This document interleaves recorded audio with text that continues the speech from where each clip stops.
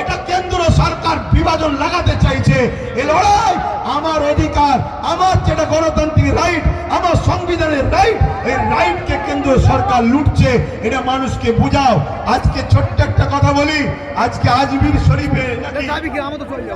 শরীফে নাকি হিন্দু ভাইদের কোন একটা বিশ্বাস শিবলিঙ্গর কি ধর্মীয় একটা কিছু ব্যাপার আছে।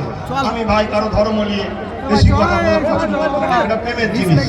কিন্তু আমি আমার হিন্দু ভাই, সনাতনী ভাই শ্রদ্ধার সাথে জানাচ্ছি, বলুন তো ভাই, যখন খাজা গরিবে নওয়াজ হুজুরের রওজা তৈরি হয় আজ থেকে প্রায় 800 বছর আগে, আলাউদ্দিন খিলজি তখন ছিল, তখন তো হিন্দুস্তানে হাজারো লাখো হিন্দু ভাইয়েরা ছিল, আজমিরেও ছিল, কই তখন তো কেউ কথা তোলেনি যেটা আপনি শিবলিঙ্গ আমাদের তীর্থভূমি আছে সেটাকে ভেঙে কেন আপনি করলেন?